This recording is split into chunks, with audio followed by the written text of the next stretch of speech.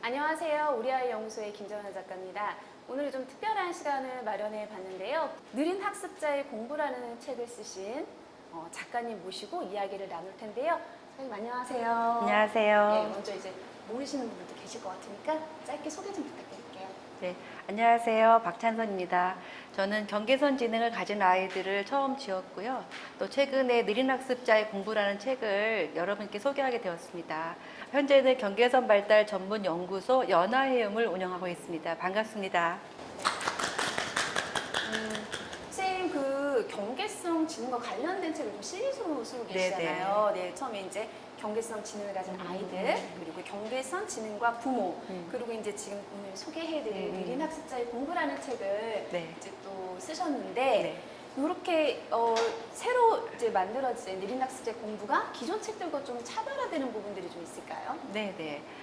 이번에 소개하게 된 느린 학습자의 공부는 그동안에 썼던 느린 학습자 혹은 경계선 지능에 대한 기본적인 개념서 이 부분을 조금 더 심화해서 학습에 중점이 되어서 여러분께 소개를 하게 된 책입니다. 최근 들어서 코로나 확산 때문에 아이들이 학교에 가지 못하고 있고 또 집에서 아이들 데리고 있으면서 학습 지도하는데 어려움을 겪고 있다고 하는 그런 얘기들을 많이 들었기 때문에 최근에는 이제 학습 지도와 관련된 어떤 지침이 필요하겠다라고 생각해서 이번 책을 소개하게 되었습니다.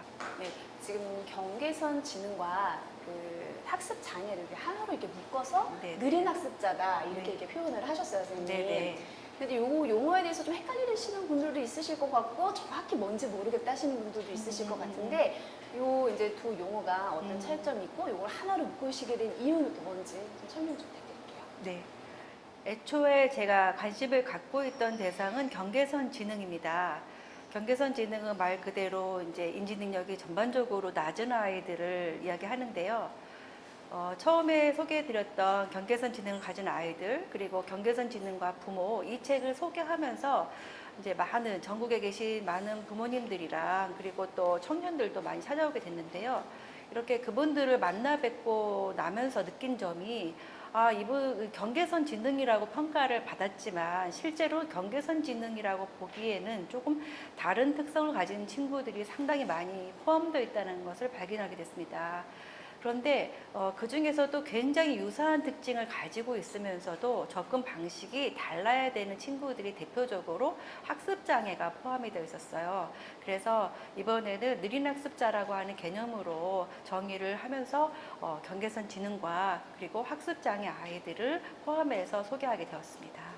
그러면 이게 말씀하신 것처럼 오시는 분들이 경계선 지능이라고 생각하고 오셨는데 학습 장애가 있었던 경우도 있고 뭐 네네. 반대인 경우도 있잖아요. 네네. 그럼 이게 사실 구분하기가 참 어렵다는 네네. 건데 말하자면 네네. 이거를 구분할 수 있는 방법이 좀 있을까요? 사실 이 부분은 전문가들조차도 구별하기가 어려운 부분입니다. 왜냐하면은 이제 지능 검사를 하고 나면은 수치상으로 IQ가 70이다, 뭐 80에 임박한다 이렇게 보게 되는데 이 숫자만 가지고 봤을 때는 모두가 다 경계선 지능으로 보여지거든요. 그런데 이제 막상 아이들을 지도하거나 또 검사 결과를 좀 면밀하게 살펴보다 보면 조금 다른 점이 있습니다. 경계선 지능 같은 경우에는 일반적으로 전반적인 인지 능력이 낮아요. 낮기 때문에 전체적으로 고르게 좀 낮은 특징을 나타내는 반면에 학습 장애를 가지고 있는 아이들은 기존의 잠재 능력 자체가 평균 정도의 수준이기 때문에 지능 검사 결과를 보게 되면 상당히 이렇게 높은 점수를 분포하게 되는 그러한 특징들을 보여지거든요. 그리고 또 이 친구들하고 이제 상담을 하거나 치료실에서 반복적으로 만나다 보면서 느끼게 되는 점은 뭐냐면 학습 장애를 가지고 있는 친구들이 상당히 이해력이 좋구나라고 하는 생각을 하게 됩니다. 반면에 경계선 지능을 가지고 있는 친구들은 아무리 설명을 해도 눈빛이 밝지 않죠. 눈빛이 밝지 않고 조금 뭐랄까 나를 보고 있는가, 딴 생각을 하고 있는가 이런 생각들을 많이 하게 돼요. 그래서 경계선 지능을 가진 아이들은 이해가 조금 부족하다라고 하는 느낌을 주는 친구들이고요. 학습 장애를 가지고 있는 친구들은 알아듣는데 뭔가 이해력이 되게 좋은데 라고 하는 그런 인상을 주는 친구들입니다. 세부적으로 이제 살펴보게 되면은 학습 장애 같은 경우에는 대화를 나눠볼 때 조금 더 쉽게 발견할 수가 있는데요. 학습 장애를 가지고 있는 친구들은 대체적으로 조금 어려운 용어나 추상적인 용어를 포함해서 문장을 구사하는 경우가 되게 많습니다. 그래서 뭐 모름지기라든지 이를테면이라든지 이런 용어들을 잘 써요. 그런데 경계선 지능을 가지고 있는 아이들은 굉장히 쉬운 단어를 이렇게 설명을 해도 이게 무슨 소린가 이렇게 많이 물어보거든요. 그래서 어휘력에서의 차이라든지 아니면 이해력에서의 차이라든지 이렇게 비교해 보시면 좋을 것 같습니다. 근데 분명히 말씀하셨던 거를 들어보면은 다르기는 분명히 다르겠구나. 네네네. 확실히 이거를 교육의 접근도 좀 달리 해야 되지 않을까라는 네네네. 생각도 좀 들기는 해요, 선생님. 근데 요거를 제일 좋은 건 어쨌든 교육을 잘 하려면은 이게 느린 학습자이구나, 이 아이가 학습 장애가 있구나, 혹은 이게 경계선 지능이구나, 이거를 빨리 파악하는 게 되게 중요할 것 같다는 생각이 네네네. 들거든요. 요거를 빨리 알아차릴 수 있는 요령이랄까 어떤 방법이 좀 있을까요, 선생님? 네네. 아주 어릴 때라든지 조기에 발견할 때는 이 아이가 학습장애인지 경계선 지능인지가 중요하진 않아요. 느린 학습자라고 하는 큰 그림에서 아이들을 발견하는 게 좋은데 공통적으로 이 친구들이 보여주는 특징이 언어 발달이 조금 느리다는 겁니다. 그래서 유아기 때부터도 약간 뭐랄까 미심쩍은 부분이 많죠. 그러니까 언어 발달이 조금 많이 늦나 싶으면 또 그렇게 늦는 것 같지도 않고 하면서 아주 미약하게 늦다고 하는 특징들을 많이 보여주고요. 그리고 또래 관계에서도 좀 뭐랄까 잘 섞이지 못하는 느낌을 많이 주고 그리고 주의 집중이 많이 떨어져서 ADHD가 아닌가라고 하는 의심을 많이 주는 친구들입니다. 보통 ADHD 같은 경우에는 언어 발달까지 떨어지진 않아요. 그런데 경계선 지능이나 학습 장애 같은 친구들은 언어 발달이 확실히 떨어지는 특징을 보입니다. 네. 느린 학습자라고 이제 말씀하신 경계성 지능과 그리고 학습 장애 이게 인지적 특성이 좀 다르지 않을까라는 생각도 들거든요. 네, 선생님. 맞습니다. 네. 조금 전에 설명드린 것처럼 경계선 지능하고 학습 장애는 인지적 특징이 조금 다릅니다. 경계선 지능 같은 경우에는 이제 기초적인 인지 능력이 다 떨어져요. 특히 이제 기억력이라든지 주의력 같은 부분들이 굉장히 많이 떨어지는 부분이 있는데요. 이 친구들은 특히 이제 경계선 지능 같은 경우는 주의력 같은 경우에서도 오래 집중하지 못하는 게 가장 중요한 특징입니다.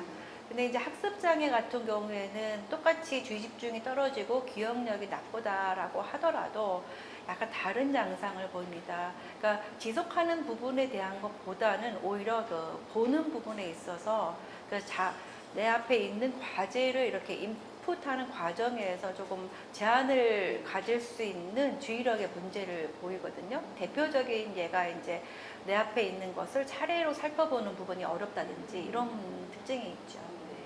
또 이제 어려운 용어가 좀 자꾸 나오는 것 같아요. 네네. 기초 인지 능력 그리고 기초 학습 능력 이런 얘기들 계속 네. 해보고 계신데 네네. 어떻게 다른 건가요, 선생님?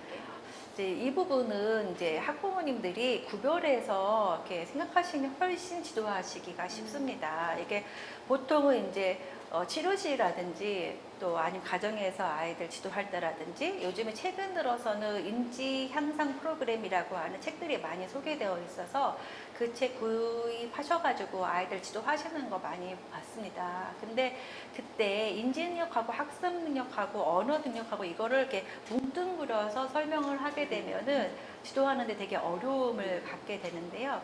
대표적으로 구별을 해야 되는 것이 기초적인 인지 능력을 구별하시는 게 필요해요. 기초 인지 능력은 뭐 예를 들어서 지각 능력이라든지 아니면은 뭐 기억 능력이라든지 주의력이라든지 아니면은 이렇게 정보를 처리하는 속도라든지 뭐 이런 것들을 의미합니다. 대표적으로 기억력, 주의력 이런 부분이죠. 그런데 이제 학습이라고 하는 거는 우리가 알고 있는 이제 학교에 가서 강의를 하게 되면 3RS라고 그러세요. 3RS는 뭐냐면 읽고 쓰기, 그다음에 수학, 그리고 거기다가 독해를 포함해야 됩니다. 독해까지 또 기술이에요. 그래서 독해까지 이렇게 가르치는 것을 학습이다라고 얘기를 해야 되고 지금 말씀드린 것처럼 시지각이다, 뭐 아니면 기억력이다, 아니면 뭐 주의력이다 이런 것들은 인지 능력으로 보시는 게 좋습니다. 보통 이제 인지 능력 하면 뭐 생각하는 능력이라고 해서 추리력이라든지 이런 거 포함시키는데 저는 인지 능력 할 때 기본적으로는 기초인지에서는 추리력이나 이런 부분들은 좀 배제해야 한다고 생각합니다. 네. 선생님, 그럼 이 기초 인지 능력을 이제 우리 아이의 기초 인지 능력을 좀 파악하고 싶다, 요령을 알고 싶다 그러면 여기 느린 학습자의 공부에 좀 요령이 나와 있을까요, 자세한 내용이? 네네. 네. 그러니까 그 느린 학습자의 공부에서 이제 앞부분에 보게 되면 한 챕터를 그 느린 학습자 아이들이 가지고 있는 인지 능력 중에 몇 가지 요소들을 뽑아서 이렇게 소개를 했습니다. 그 중에서도 이제 경계선 지능을 가진 아이들에게 이렇게 살펴봐야 될 인지 능력하고 그다음에 학습 장애를 가지고 있는 아이들에게 살펴봐야 될 인지 능력을 좀 구별해 드렸고요. 그리고 중간에서는 이제 학습을 지도하기 앞서서 이제 선행적으로 이렇게 같이 해줘야 될 인지 훈련 방법에 대해서 이 책에서 소개를 하고 있습니다. 발달장애인 가족들과 함께하는 채널 우리 아이 연구소.